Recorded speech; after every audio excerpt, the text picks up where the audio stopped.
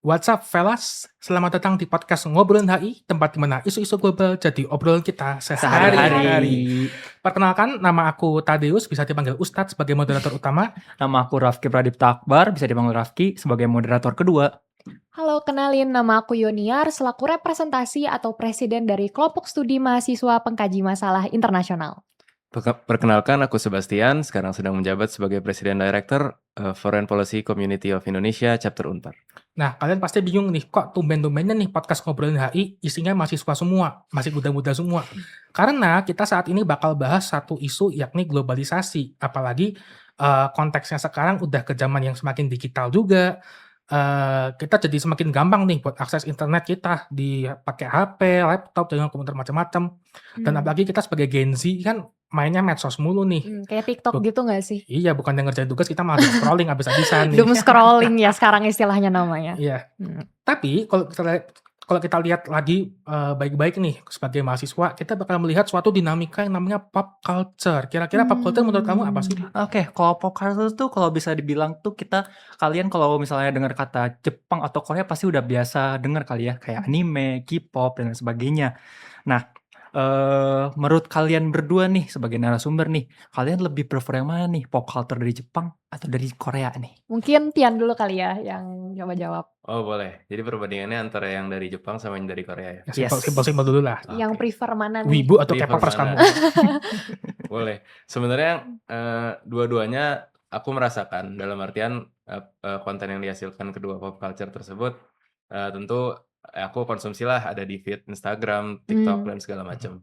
Cuman kalau prefer yang mana, cenderung condong ke yang dari Jepang karena Wah, beda nih kalau aku K-pop soalnya. ya nggak tahu ya, mungkin dari kecil series-series cukup bagian yang cukup gede lah dari gimana aku tumbuh, dan dulu hobi segala macam juga sangkutannya sama budaya-budaya dari Jepang.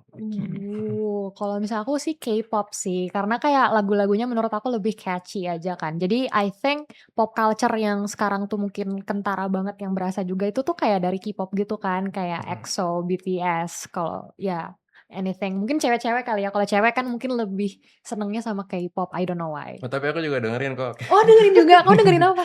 Ya modelan kayak New Jeans terus. New Jeans. Twice dengerin. Twice dong. Dengerin. Oh, oke, Pasti, benar-benar. pasti. What is love? Wajib ya guys. Tapi kalau kita lihat ini jadi kayak suatu alat diplomasi publik juga ya, yang sepertinya efektif, karena kalau kita lihat budaya anime dari Jepang di Indonesia sendiri masih kental banget, sering banget festivalnya segala macem. Terus juga ujung-ujungnya ada satu fenomena yang namanya ziarah anime sampai ke Jepangnya buat ngeliat venue-venue aslinya. Sebenarnya dalam diplomasi publik kita bisa lihat ini sebagai suatu strategi yang namanya Cool Japan, sedangkan kalau Korea namanya Korean Wave ya. Korean Wave atau Hallyu. Benar. Dan ini juga efektif banget karena Korea sendiri aja sering produksi artis-artis K-pop baru dan fansnya juga masih rame-rame aja nih. Kira-kira kenapa sih kok bisa kayak gitu? Kalau Menurut kalian? menurut aku sih ya, karena kan tadi diplomasi publik ya disinggungnya. Mungkin diplomasi orang-orang pasti di kepalanya tuh kayak diplomat antar diplomat atau misalnya pertemuan formal gitu kali ya. Cuman surprisingly turns out menurut aku pop culture ini tuh bukti bahwa ternyata diplomasi itu bisa dilakukan secara publik atau kayak dilakukan secara informal dalam tanda kutip ya, tapi dengan strategi soft power-nya pemerintah gitu untuk memperkenalkan budaya mereka. Jadi memperkenalkannya tuh dari dengan label tadi ya, Korean Wave sama yang Jepang tadi apa namanya? Cool Japan. Cool Japan gitu. Jadi kayak the way pemerintah nge-introduce budaya mereka itu tuh strateginya tuh dengan cara si pop culture ini yang disebarnya melalui kayak ya musik-musik K-pop yang catchy, terus juga mungkin tontonan anime yang lebih interesting banget ya, yang lebih bagus banget gitu, mangganya juga bagus gitu. Menurut aku sih gitu. Kalau menurut atau siapa dulu nih? Ya, aku dulu dah. Kalau menurut aku sendiri sih, ya anime tuh jadi makanan sehari-hari sih ya. Kalau misalnya buat para penggemar otaku lah, kalau bisa orang-orang dengernya. Nah, kalau misalkan K-pop sendiri kan K-popers gitu ya. Mungkin kalau misalnya kita berkaca dari Cool Japan sendiri, itu tuh inisiasi yang dilakukan sama pemerintah Jepang pada tahun 2013 nih untuk melakukan investasi-investasi di sektor-sektor formal maupun informal. Salah satunya itu media dan juga media seperti manga, anime dan lain sebagainya. Mungkin kalau kalau Tian gimana tanggapannya? Kalau tanya kenapa, sebenarnya kita harus kasih kredit satu lagi ke perkembangan zamannya. Teknologi Hmm. globalisasi, ya dengan semua itu persebaran informasi termasuk yang konten-konten kayak begini juga jauh lebih mudah dari sebelumnya. Ya bahkan untuk bisa mungkin terjadi aja kan butuh sesuatu kan. Sekarang kita sebagai sebuah society lah, masyarakat dunia ini punya kapasitas itu dan tentu dimanfaatkan. Dalam arti emang ternyata orang-orang di wilayah yang berbeda tuh ternyata suka hal yang kebetulan sama dan cocok. Dan dari sini, dari globalisasi, perkembangan teknologi ya muncullah strategi-strategi yang dimanfaatkan sama pemerintah-pemerintah untuk meningkatkan their soft power. Kalau tanya kenapa sih heavily reliant ke perkembangan teknologi dan Nyesuaiin globalisasi. sama kesukaannya masyarakat Iya, Gen Z sekarang kan. iya. Gen Z tuh Iya. lebih suka sama hal-hal kayak yang apa yang dia lihat di HP gitu kan. Yap. Jadi tuh dimanfaatin banget tuh power itu sama pemerintah mungkin ya. Karena ngelihat kayak habit-habit kita yang pokoknya kita buka HP terus buka sosmed itu apa yang ada di HP itu yang kita lihat dan yang lebih cepat diserap sih. Jadi kayak alat itu sih tools itu yang bakal dipakai sama pemerintah menurut aku. Tapi kalau gitu berarti strategi diplomasi publiknya ini berjalan secara terstruktur, kayak terorganisir dari misalnya nih pemerintah ada kebijakan, terus turun segala macam akhirnya menyebar, atau sebenarnya dinamika organik yang bahkan people to people tanpa arahan dari pemerintah pun sebenarnya udah bisa jadi satu diplomasi publik gitu. Nah, itu cukup lumayan tricky ya, tapi kalau aku personally ngelihatnya kayaknya dari organik dulu deh, kayaknya people to people dulu. Karena sebenarnya awalnya kan mungkin K-pop itu nggak semasif sekarang ya Iya, awalnya Yap. pastinya. Pastinya masih kayak kayak old song pada umumnya aja sih, lagu-lagu lama pada umumnya. Cuman ternyata ngelihat boomingnya banget itu di tahun 2015-2016 di mana kayak topnya itu kayak Blackpink sama BTS kan. Itu hal itu tuh kayak dilihat gitu peluangnya sama pemerintah. Jadi menurut aku kayaknya poin ketika diplomasi publik ini hadir tuh pas pemerintah ngeliat ini sebagai peluang gitu. Cuman awalnya nggak diatur secara organisir gitu, Iya. nggak diatur secara struktural gitu. Cuman gimana komentarnya, ada pendapat lain nggak kira-kira? Sama sih, pada awalnya menurut aku harusnya mulai dari sesuatu yang organik. Dari organik itu kita ketemu cocoknya nih, wah ternyata banyak juga orang sana yang suka sama budaya kita. Dari situlah berangkat, karena udah ada pasarnya dan why not mengembangkan industri itu kan di situ. Karena udah tahu pasti ada potensi di situ. Makanya sejak itu bertumbuh, mulailah produk-produk kartu Pokemon segala macam diproduksi di Indonesia. Iya benar. Ya semualah, bahkan kayak K-pop juga kan sekarang idol-idol yang dari Indonesia juga udah ada kan kayak Benar. Yes, pengaruh influence-nya sampai ke bahkan dalam negeri pun juga jadi bikin serupa gitu kan, Iya. grup-grup yang mirip gitu. Tapi kan kita kan udah sering banget nih bahas Jepang, bahas Korea. Sebenarnya ada fenomena baru banget di Instagram. Kalau kalian pernah algoritma kalian di-rate sama akun IG namanya Bosnia. itu beneran loh, dia kayak pakai meme dan shitpost segala macam buat memperkenalkan negaranya, dan momentumnya juga Piala Dunia 2026 nama Bosnia naik juga nih. Tapi sebenarnya kita ada satu isu yang menarik yang bahkan mungkin teman-teman narasumber kita belum siap. Oh, apa nih? Udah siap dulu. Siap-siap dulu nih.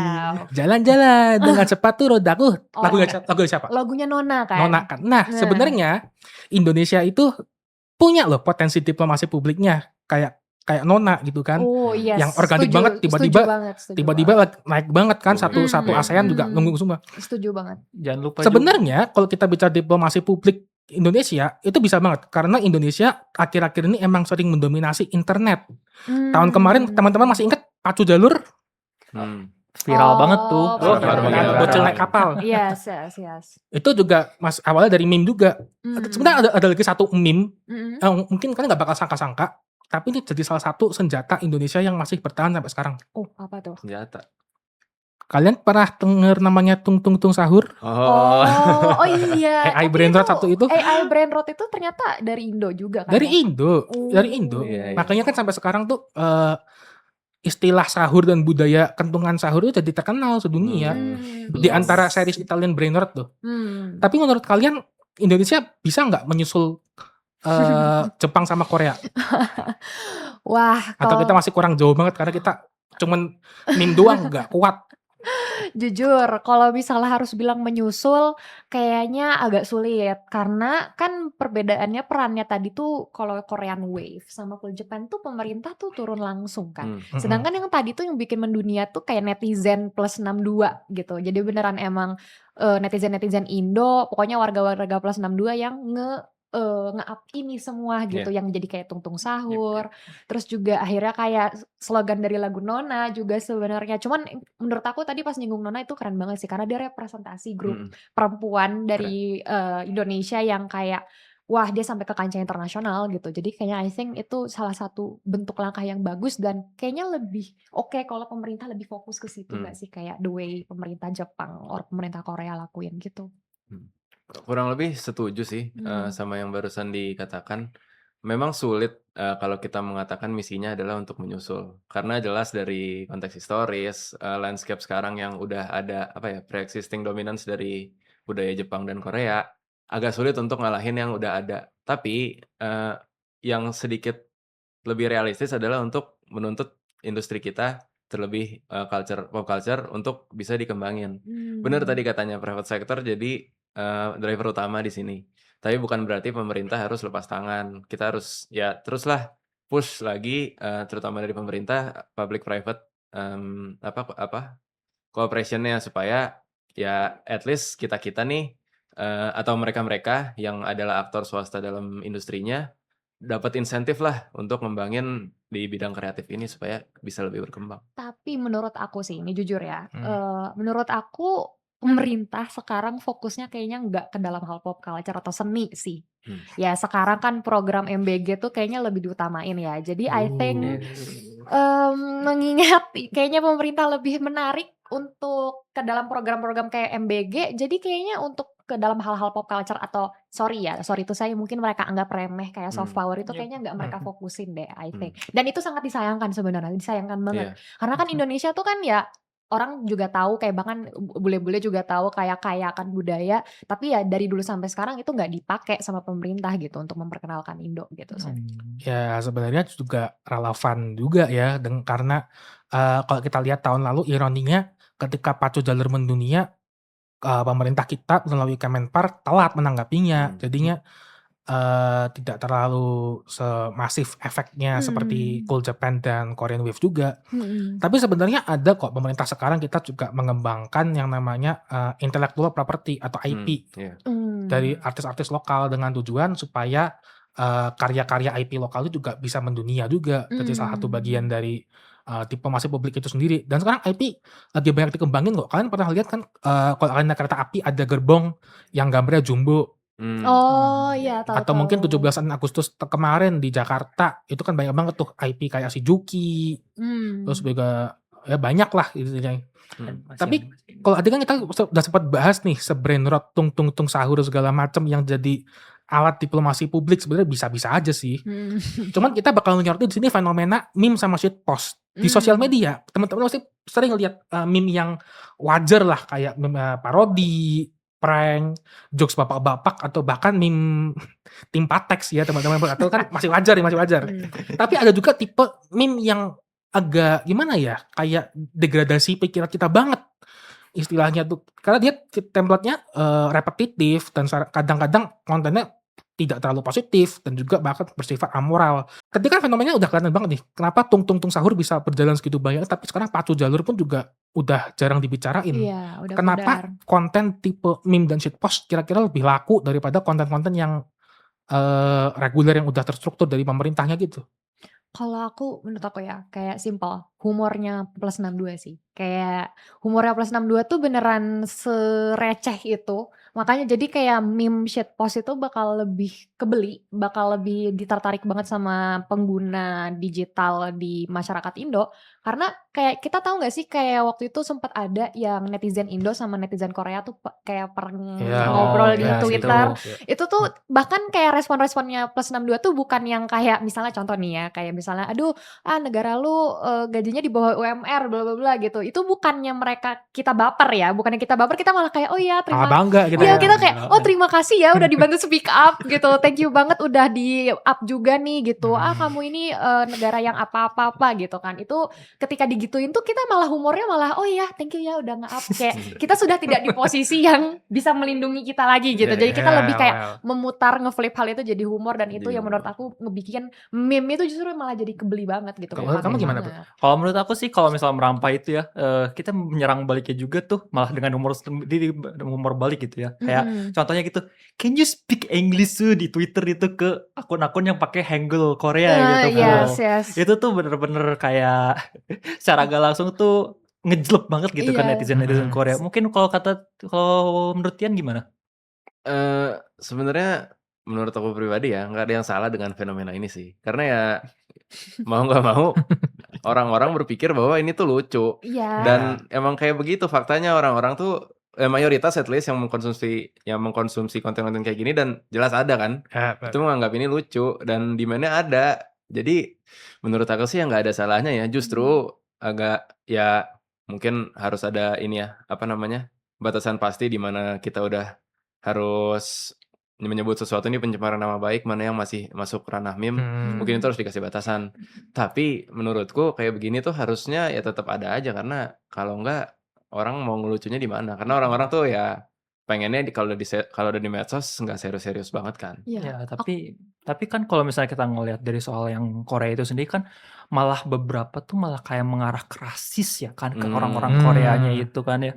Jadi ngerasisin orang-orang Korea gitu Ngerasisin kan. bahasa juga. Cuman I think yang aku sangat appreciate more dari netizen plus 62 tuh waktu kayak oh ya pas netizen Korea itu aku pernah baca netizen Korea tuh ngomong kayak kalian gaji UMR-nya di bawah 20 juta. Terus jawabannya kita malah amin. Mudah-mudahan emang iya 20 juta gitu ya. Karena the fact is kita tahu ya gaji UMR di sini tuh berapa gitu. Malah diaminin gitu. Jadi kayak I think kecerdasan tipe kayak gitu tuh unik banget. Kayak the way cara meme itu tuh unik banget yang aku jarang temukan di kayak media-media sosial dari luar negeri, dari Korea even itu kayaknya jarang gitu aku gak pernah lihat. Berarti bisa dibilang gak sih kalau misalnya pendekatan diplomasi publik yang main emosional, tapi emosional bukan emosional yang sedih-sedih, melankolis segala macam, tapi emosional yang humor, yang bahkan barang-barang random tiba-tiba kita ketawa, kita jadi suka sama suatu negara. Bisa dibilang ini satu strategi yang efektif gak saat ini? Kalau saat ini Saat ini kan everything is jokes kayak maksudnya apa yang sorry itu saya kayak sekarang kalau lagi negara lagi krisis respon pemerintah malah kayak nyenye gitu kan. Itu kan it's a joke, right? It's a joke. So kayak jadinya ya itu pasti kepake banget ya. Jadi kayak ya menurut aku harusnya tetap dipertahankan aja sih. Dan di situasi sekarang yang lagi chaos ini in this economy ya kalau namanya hashtag in this economy or Indonesia gelap aku nggak tahu masih happening or not. Teman kayaknya sekarang udah nggak se-hype dulu ya. Kalau itu kayaknya emang humor-humor kayak gitu yang bikin netizen plus 62 tuh tetap stands gitu. Di in this economy minyak yang lagi mahal, plastik yang lagi mahal. Ya mereka at least bisa terhibur lewat itu tadi lewat meme tadi kan, menurut aku. Tapi kalau dalam konteks internasional masih berlaku nggak? Mungkin agak sulit untuk gini. Apakah kita benar-benar pengen citra kita dilihat sebagai bangsa yang demen meme shitpost gitu? Kayaknya ya gimana ya? Mungkin kalau misalnya kita bisa sedikit geser narasinya ke kita ini bangsa yang humoris, oke lah. Cuman gimana caranya untuk actually geser citra sebagai shitposter sampai ke humoris, itu kan agak susah dan nggak semuanya akan ngerti, terutama yang sempet korban-korban yang kena yang kayak ya rasis lah segala macam yang tentu harusnya nggak boleh kan, harus ada batasan untuk itu. Itu kan susah, jadi sebenarnya kurang viable dan malahan bisa jadi brand risk kali ya buat Indonesia. Iya ya, bisa jadi resiko ya. Selain resikonya juga jadi kayak aku udah ngelihat sekarang sorry ya bule-bule bikin konten di Bali kayak dia bilang oh ya sekarang di situasi Indonesia kayak sekarang justru mereka banyak ke Bali karena kayak lihat harga berapa lembar-lembarnya duit Indonesia itu kalau dibandingin sama dolar tuh cuman sekian dolar doang gitu. Itu tuh kan berarti jadi udah ejekannya malah backflip ke kita kan jadinya gitu. Jadi Hmm. kayak dan kita mau ngeproteknya gimana? Kita mau ngebela negara kita gimana kalau kayak gitu? Gak bisa kan? Jadi kayak kita cuman ya udah dah gitu, ya udah deh kita pasrah aja sama kondisi sekarang. Ya. Tapi kalau kita bicara soal bounce back, sebenarnya mungkin ada beberapa negara-negara yang berusaha untuk menggunakan media sosial sebagai bahan diplomasi publiknya. Namun sayangnya tidak berakhir buruk karena ini media sosial guys, nggak ada aturan yang anarki banget. Dan kalian tahu sendiri kan kelakuan anak-anak zaman sekarang tuh parah-parah. Iya. Salah satu yang paling sering kita temuin di Instagram temunya ini Instagram. itu namanya rasisme. Kalian sering lihat kan kenapa komentar-komentar Instagram my racist app gitu kan? Karena emang usaha-usaha yang rasis tuh di Instagram banyak banget. Kalian mungkin kalau dalam konteks lokal kalian pernah tahu lah stereotip-stereotip rasis yang perlu kita sebutin nggak nih? Mengatasnamakan daerah. Perlu kita lah. sebutin nggak nih? Nggak usah ya. Mengatasnamakan Nggak usah daerah lah. Tapi kalian tahu lah ya. Daerah lah. Itu Mengatasnamakan usual daerah. suspeknya lah ya. Mengatasnamakan, pokoknya kayak daerah-daerah dalam negeri terus kayak sebutannya Stereotipnya masing-masing. Iya, Iya, iya, iya, benar. umumnya sih yang Masing-masing. populasinya tinggi. Tapi kalau internasional ini sebenarnya udah lumayan parah juga nih, karena udah menyasar ke beberapa komunitas. Misalnya teman-teman yang berkulit hitam dari Afrika disebutnya dengan sebutan N-word yang kita nggak boleh sebut sini, berbahaya. Kalau di India teman-teman juga udah tahu kan perspektif buruknya India. Mungkin beberapa dari antara kalian Stereotip. juga punya stereotip negatif banget nih sama India. Atau bahkan komunitas Yahudi. Kalau Yahudi aku baru dengar sih, karena aku sering Ada, dengar ada. dari India malah kayak. Ada juga. Ada. Semuanya banyak, kayaknya punya their own share of, you know, Iya. Kalau Indo mockery. apa di internasional lah? Kalau Indo sih ya Indo di internasional Indo apa belum ya? punya stereotip. Indo belum ada Belum punya stereotip. stereotip Kita yang kurang pasti happening untuk banget. diejek. Kurang Kurang happening untuk kurang diejek. kurang ekstrim Kurang ya. banget. Iya. Cuman Oke. fenomena rasis ini yang bikin satu diplomasi publik jadi terhambat karena misalnya kayak India nih yang main sosmed algoritmanya di-push biar budaya India kencang, ternyata malah bounce back, malah jadi Digoreng-goreng. jadi dampak negatif buat itunya. Tapi menurut kalian kenapa sih kok bisa sih kejadian gitu loh? Kok bisa bukannya harusnya diplomasi publik yang harusnya make a positive impact, tapi ujung-ujungnya malah mereka kena backlash, jadi kena rasis segala macam. Kenapa kira-kira gitu? Kalau menurut aku, ya tadi sih simply pemerintahnya nggak ada kan. Maksudnya pemerintahnya nggak andil ke dalam itu, dia nggak intervene. Jadinya kan tadi gini, pas rasisme itu terjadi di media sosial, terus diplomasi publiknya kan justru malah terdampak ya. Si pemerintah tuh kebanyakan mostly di negara-negara yang tadi disebutin itu tidak mengambil langkah kayak memperbaiki citranya gitu. Ngerti kan maksudnya? Tidak ada dari awal strategi kayak Korean Wave sama Cool Japan yang emang dari awal pemerintah tuh udah dari awal-awal jauh-jauh waktu banget udah ngasih brandingan kayak oh Cool Japan tuh kayak gini, Korean Wave kayak gini. Nah, mungkin di negara-negara yang tadi udah disebutin tuh mereka tidak memberi branding bahwa oh negara kita tuh seperti apa. Jadinya ketika rasisme itu udah keburu terjadi ya di internet, nggak ada intervensi dari pemerintah nggak memitigasi dari awal, jadinya ya otomatis udah keburu jelek duluan gitu loh nama citranya sih. Tapi kalau misalkan kita ngelihat dari beberapa konten yang berpengaruh dengan yang rasis gitu kayak India kan, kadang kan orang-orang Indianya sendiri ya kan yang suka kadang ngasih liatin, oh ini nih makanan street food kita nih. Oh ngasih bahan ininya Iya, ya, malah ngasih jadi bahan ngasih jokesnya. bahan. Tapi itu yang Ngasih kerekam brand kebanyakan bullyingnya nggak sih daripada warga lokal Indianya? Sebenarnya kayaknya Atau ada juga? banyak instances yang emang gak sengaja lagi kerekam aja dan kata orang-orang tuh malah ngejek. Sebenarnya bukan untuk diejek. Ya emang lagi ya random bapak-bapak pinggir jalan rekam-rekam lagi di sini nih, weh. Organic reaction. Terus komennya iya organik.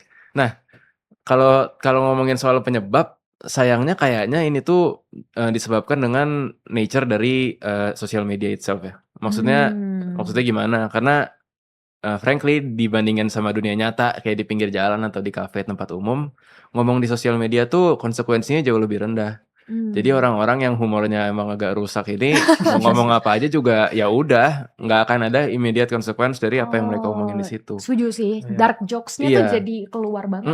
Nah, sulit juga menurutku untuk nyalahin instansi-instansi kayak pemerintah untuk apa ya, sort of ngelindungin citra masyarakatnya karena ya masa kalau misalnya memang begitu dilindungi itu tuh to what extent pemerintah bisa ngelindungin, apakah pemerintah ngebatasin apa yang bisa di-post, apakah pemerintah ngapus-ngapusin komenan jelek satu-satu, itu menurutku agak nggak mungkin. Ya cuman ya menurutku ini tuh udah jadi resiko lah dari maraknya penggunaan sosial media. Konsekuensinya emang udah sangat-sangat rendah dan orang-orang tentu akan bisa mengutarakan humor-humornya yang agak rusak. Ya itu sebuah kenyataan yang memang pahit aja. Ya bener sih kalau kita bicara soal upaya pemerintah, sayangnya ini media sosial, internet yang sebenarnya luas banget, nggak Iya. punya aturan, anarkis, dan kalau misalnya pemerintah ikut campur, ujung-ujungnya nanti malah bisa di backlash karena Ute. ibaratnya gini nih, kita mau nutupin kelakuan warga negara kita juga ujung-ujungnya kayak wah negara ini kok malah gini sih, bukannya mengedukasi malah tambah parah lagi Iya. Iya. Jadi emang sebenarnya agak sulit diberantas, jadi memang benar-benar bergantung sama organic Oh, reaction gue gitu. tahu. Solusinya adalah untuk private company yang actually own these social medias. Maksudnya gimana? Mereka Regulations, Instagram, Facebook, Meta, mereka harus community guideline. community guideline-nya harus mungkin lebih tegas ya. Nah, Hmm. pertanyaan selanjutnya adalah kompas moralnya mau gimana? Itu kan nanti makanya panjang kan Iya. prosesnya. Cuman ya mungkin salah satu cara paling simpel kita sebagai pengguna juga harus actively menyuarakan ini. Entah itu lewat reportnya, nggak tahu sih sistem reporting perusahaan-perusahaan ini actually working apa nggak kan kita nggak ada yang tahu ya. Ya cuman gimana lah, kayaknya sih ekspektasi mungkin kayaknya kalau kita yang anak muda aja deh demand untuk sebuah perubahan harusnya mereka dengerin nggak sih? Karena kita kan bagian besar dari pasarnya. Jadi ya it starts with us I think. Pertama untuk stop ngelakuin yang humor-humor jelek ini, dan dua ya demand for a change ke aplikasi-aplikasi sosial media, platform-platform sosial media ini. Atau kayak kalau misalnya ada komenan yang emang terkesan rasis ya, atau rasis terhadap suatu etnis tertentu, kayaknya I think we can say kayak okay it's not funny bro gitu. Itu mungkin udah mulai jadi membuat bahwa it's not a joke anymore, so kita harus stop gitu. Kayaknya itu bisa juga sih kalau dari kita. Mulai dari situ. Mulai dari situ. Nah tapi nih permasalahannya itu kalau orang udah rasis itu udah punya pandangan negatif segala macam, kita ingetin juga bakal susah karena mereka pasti bakal bilang wah ini Instagram kok bebas kan lucu-lucu aja. Nah problemnya tuh nggak cuma rasisme teman-teman, ternyata juga ada ideologi-ideologi di media sosial yang ternyata juga tertanam nih di pikiran orang-orang di media sosial juga. Apa tuh ideologinya? Wah banyak. Banyak banget. Ideologi yang kayak gimana nih? Sebenarnya nih kalau yang paling radikal banget nih, kalian mungkin teman-teman juga pernah lihat orang-orang Zionis di media sosial, meskipun di Indonesia nggak banyak, tapi di luar negeri adalah postingan Zionis. Kalau yang di Indonesia itu postingan-postingan yang bernada seksis. Kalian teman-teman pernah lihat postingan-postingan di sekitar kasusnya pelecehan seksual di salah satu universitas ternama di Indonesia, lalu juga kasus terbaru juga yang keciduk lalu diadili di depan publik, terus juga kecelakaan kereta api di salah satu stasiun di Pulau Jawa juga. Itu kan kalian teman-teman sering lihat kan beberapa postingan yang bernada feminisme, memang ada yang memperjuangkan hak-hak perempuan untuk dilindungi. Namun ternyata ada beberapa juga postingan yang justru merendahkan peran laki-laki alias misandris bernadanya. Tapi juga nggak banyak, selain misandris sebenarnya ada juga postingan misoginis. Kalau influencer terkenal namanya Andrew Tate, kalau kalian teman-teman pernah denger ya, itu kan dibikin perang gender, ideologi-ideologi yang radikal banget lah buat kehidupan kita sehari-hari. Juga ada konten-konten agenda kita bisa bilang neo-Nazi nggak sih? Karena neo-Nazi, antisemit banget yang bahkan menganggap sekarang si Bapak Kumis Kotak itu sebagai pahlawan. Oh itu ada ya? Ada. Malah mereka tuh. Tapi maksudnya masih hype banget sama sekarang. Masih happening. Bahkan kalau teman-teman sering lihat postingan yang berbau Jerman, kan teman-teman bakal sering lihat komentar-komentar GIF dari pria berkumis kotak dengan partai dengan lambang swastikanya branding itu. yang terkenal itu gitu kan. Juga ada ideologi yang ada juga 9/11, teman-teman pernah tahu? Nah, itu kan kalian teman-teman tahu lah siapa target korban dari ideologi-ideologi ini. Sebenarnya pertanyaannya juga mirip-mirip sih. Pendapat kalian terhadap dinamika persebaran ideologi-ideologi radikal ini gimana? Ideologi yang radikal? Karena kesannya udah radikal kan, udah pertentangan sama norma setempat, apalagi di Indonesia. Kayaknya menurut aku tuh akarnya juga dari meme juga nggak sih sebenarnya? Kayak tadi kan komentar di Instagram yang pakai GIF. Kayaknya di Instagram tuh lagi suka banget ngomentar tuh pakai GIF. jadi maksudnya kita nggak perlu ngetik apa-apa tapi cuman ngasih GIF gambar tadi Iya. yang kayak Iya, bapak iya. berkumis kotak aja itu Mhm. sudah menyiratkan everything gitu Iya. kan. Jadinya kayak pertama dari meme dulu jadinya gitu. Jadi ini it's happen going to be radikal karena tadi si masifnya si meme-meme ini tadi sih kalau menurut aku. Ini jadi apa ya, dilema ya, karena personally I'm all about demokrasi kan. Demokrasi is all about deliberation. Lu mau ngomong apa aja terserah, ruang diskusi hadir. Nah, sebenarnya ini tentu disclaimer tidak mendukung ideologi-ideologi Ya, oke. tersebut ya. Oke. Sebenarnya in a sense that kita defending demokrasi, mungkin ini bisa dilihat sebagai apa ya? Artinya sosial media ini jadi ruang diskusi yang benar-benar terbuka, sangat terbuka bahkan. Sampai yang kayak gini aja bisa masuk. Nah, emang sebenarnya agak jelek kalau dilihat, cuman kayaknya sisi apa ya, sort of positif bisa dilihat dari sudut pandang di mana kalau ini tuh menunjukkan ruang deliberasi yang nggak tahu ya bisa dibilang deliberasi yang sempurna apa enggak, cuman ya ruang diskusi yang relatively sangat terbuka. Oh, consequences of demokrasi kan ya Iya, jadinya. persebaran informasi yang bebas yang menyebabkan ini kan. Nah, tapi emang yang jeleknya adalah menurut aku ini tuh sangat harmful terutama bagi pengguna sosial media yang di bawah umur. Iya sih, Benar-benar. Karena mereka akan dapat hal-hal ini yang ya ekstrim lah ya. Tertanam Ideologi lah. ekstrim Oh. tertanam sejak mereka kecil dan itu bahaya. Karena Yes. who knows mereka akan grow up jadi apa Betul. dan akan mempengaruhi sekitarnya juga. Sekarang juga kayak dinamikanya kan anak-anak tuh lebih cepet ngelihat dari yang di HP ketimbang yang di pelajaran di sekolah kan. Jadi kayak Iya. insight-nya itu yang keburu tertanam gitu. Mungkin salah satu contohnya tuh kayak suatu tragedi yang pernah terjadi salah satu SMA di ibu kota kali ya. Yang peristiwa pengeboman sama anak Oh, yang didiknya itu, itu. ya tahu. Iya. Itu kan karena terpampang kayak maaf nih white supremacy Iya. dan lain sebagainya Iya. kan. Iya, Tuh. jadi kayak seolah-olah kayak wah kita bener nih ngelakuin kayak gini. Iya. Iya sih itu bahaya banget sih emang. Iya. Tapi ini kan ada istilahnya disintegrasi sosial segala macam itu yang jadi concern kita juga karena dengan kebebasan berpendapat yang seluas-luasnya di media sosial rupanya dampaknya nggak selalu positif teman-teman, juga ada dampak-dampak negatif lainnya. Makanya teman-teman yang sering banget doom scrolling di media sosial perhatikan kelakuan Anda teman-teman juga ya, karena kita juga perlu namanya digital detox juga untuk ya bisa mengurangi lah dampak-dampak dan ideologi-ideologi yang tertanam di dalam diri kita. Jadi kita nggak perlu rasis lagi, nggak perlu berpikiran negatif. Mending tetap kita gunakan media sosial sebagai suatu instrumen komunikasi antar budaya dan bertukar informasi dengan teman-teman di seluruh dunia. Supaya teman-teman nggak cuma aura maxing di dunia maya, tapi juga sigma di dunia nyata. Tapi Sebagai penutup, aku ada pantun nih. Oke. Tapi Gabung jadi member Timpa. Jangan lupa turunkan Doxly. Lain waktu lagi kita berjumpa. Terima kasih udah nonton podcast Ngobrolin HI. Sampai jumpa di episode selanjutnya.